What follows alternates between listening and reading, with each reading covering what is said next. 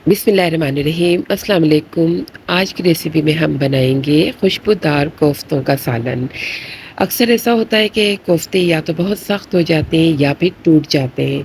तो ऐसा क्या इसमें हम शामिल करेंगे जिसकी वजह से कोफ्ते ना तो टूटेंगे और ना ही सख्त होंगे और बहुत ही जूसी और मज़ेदार किस्म के कोफ्ते हमारे तैयार होंगे। तो कोफ्तों को बनाने के लिए मैंने लिया है 1 किलो गोश्त और गोश्त को अच्छे से वॉश करके मैंने स्ट्रेनर में रख दिया और उसका पानी जब अच्छे से ड्राई हो गया तो मैंने इसका कीमा बना लिया। कीमा आपको बहुत बारीक चाहिए होगा क्योंकि कोफ्ते आपके फिर टूटेंगे नहीं। तो आप 2 बार मशीन से अगर निकाल लेंगे तो कीमा बहुत बारीक हो जाएगा क्योंकि कच्चे कीमे के हमें कोफ्ते तैयार करने हैं। अब इसके अंदर जो इंग्रेडिएंट्स हम शामिल करेंगे, 2 टेबल स्पून भुने हुए चनों का पाउडर शामिल करेंगे, 1 टीस्पून इसमें पिसी हुई लाल मिर्च शामिल करेंगे, 1 टीस्पून गरम मसाला शामिल करेंगे, 1 टीस्पून नमक शामिल करेंगे, 1 टीस्पून हल्दी और 1 टेबल स्पून भर के इसमें हम पिसा हुआ धनिया शामिल करेंगे। बस ये तमाम मसाले इसमें शामिल करके हमें अच्छे से रख देना है और तमाम मसाले हम कीमे के अंदर शामिल कर देंगे। और इसके अलावा इसमें जो चीज़ें शामिल करेंगे, 1 टेबल स्पून भर के हम अदरक लहसुन का पेस्ट शामिल करेंगे और 1 टेबल स्पून इसमें हम पिसी हुई खसखस शामिल करेंगे। खसखस से इसमें बहुत अच्छी सी खुशबू आएगी और इसका जायका भी बहुत अच्छा सा होगा। बस ये चीज़ें हम इसमें शामिल कर देंगे। इसके अलावा इसमें हम 2 टेबल स्पून पिसी हुई प्याज शामिल करेंगे। प्याज का पानी निकाल लेंगे और बस प्याज को इसमें शामिल कर देंगे। एक हम इसमें अंडा शामिल करेंगे ताकि हमारे कोफ्ते सॉफ्ट तैयार हों और इसके अलावा 1 टेबल स्पून इसमें चॉप किया हुआ हरा धनिया शामिल कर देंगे। ये सब चीज़ें शामिल करके हम इसे अच्छे से मिक्स कर लेंगे। कीमा और मसाले इसमें अच्छे से मिक्स हो जाने चाहिए। बारीक कीमा होगा तो तमाम मसाले आप अच्छे से इसमें मिलाकर मिक्स कर लें जिससे आपके कोफ्ते टूटेंगे नहीं, उनकी बाइंडिंग बहुत अच्छी होगी। चने पिसे हुए इसमें आप डालेंगे तो इसके डालने से आपके कोफ्ते बिल्कुल नहीं टूटेंगे और इसमें बहुत अच्छी से खुशबू आएगी।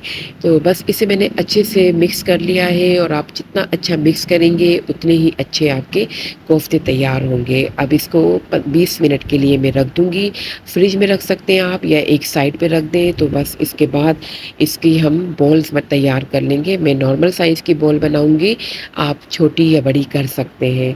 तो बस अच्छी सी बॉल आपको इसकी बना लेनी है और अगर आपका कीमा बहुत अच्छा सा तैयार हुआ है तो आपकी कोफ्ते में कोई भी क्रैक नहीं आएगा। तो बस मैंने ये बॉल एक बना ली है और इसी तरह बाकी की तमाम बॉल्स मैं तैयार कर लूँगी। तो तमाम कोफ्ते जब हमारे पास तैयार हो जाएँगे तो हम उन्हें फ्रिज में रख देंगे थोड़ी देर के लिए। तो ये कोफ्ते आप देख सकते हैं इसमें कोई भी क्रैक नहीं है और इसी तरह मैंने तमाम कोफ्ते तैयार कर लिए हैं। ये बहुत अच्छे से कोफ्ते हमारे पास रेडी होकर आ गए। तो बस इन्हें हम रख देते हैं। दूसरी तरफ एक पॉट में हम 2 कप कुकिंग ऑयल शामिल करेंगे। अब इसमें 1 तेज़पात इसके पीसेस कर लिए मैंने, 2 लौंग हैं, 4-5 इसमें काली साबित मिर्च है और 2-3 इसमें दालचीनी के टुकड़े हैं, 1 सब्ज़ इलायची है। इसे ऑयल में अच्छे से फ्राई करेंगे और साथ में हम इसके डाल देंगे कोफ्ते। कोफ्तों को आप ऑयल के अंदर अगर फ्राई करेंगे तो कोफ्ते बहुत अच्छे से क्रिस्पी और मज़ेदार हो जाएँगे। अगर आप डायरेक्ट ग्रेवी बना के उसमें शामिल करते हैं कोफ्ते तो वो इतना मज़ा नहीं देंगे। अगर आप जिस तरह से ऑयल में फ्राई करके इसे उसमें ग्रेवी में शामिल करेंगे तो आपके कोफ्ते बहुत अच्छे से तैयार हो जाएँगे।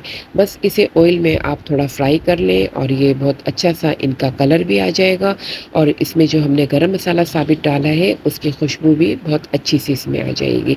कोफ्ते हमारे अच्छे से फ्राई हो चुके हैं, हम इन्हें निकाल लेंगे। अब इसी ऑयल के अंदर हम एक बड़ी मैंने ली है प्याज और उसका पेस्ट बना लिया है और इसके अलावा इसमें मैंने 1 टेबल स्पून अदरक लहसुन का शामिल किया है। कोफ्तों में मैंने जो प्याज शामिल की थी उसका पानी जो हमने निकाल दिया था वो पानी भी इसी में मैंने ऐड कर दिया है, उसे मैंने ज़ाया नहीं किया।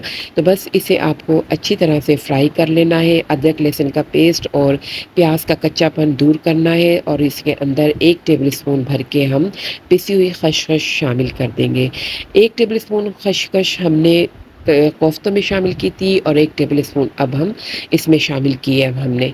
अब इसके अंदर हम ड्राई मसाले जो शामिल करेंगे वही मसाले हैं जो हमने कोफ्तों में शामिल किए थे सिवाय चनों के। तो मैंने इसमें डाली है, मैं रिपीट कर देती हूँ, 1 टीस्पून पिसी हुई लाल मिर्च, हाफ़ टी स्पून नमक क्योंकि नमक कोफ्तों में ऑलरेडी गया है, 1 टीस्पून हल्दी है, 1 टीस्पून धनिया पाउडर है और 1 टीस्पून इसमें कश्मीरी लाल मिर्च है, 1 टीस्पून गरम मसाला है, 2-3 टेबल स्पून भर के इसके अंदर मैं दही डाल दूँगी। दही डाल के इसे अच्छे से हम चम्मच को चलाते हुए मिक्स कर लेंगे, ऑयल सेपरेट हो जाएगा तो मसाला हमारा भुन चुका है।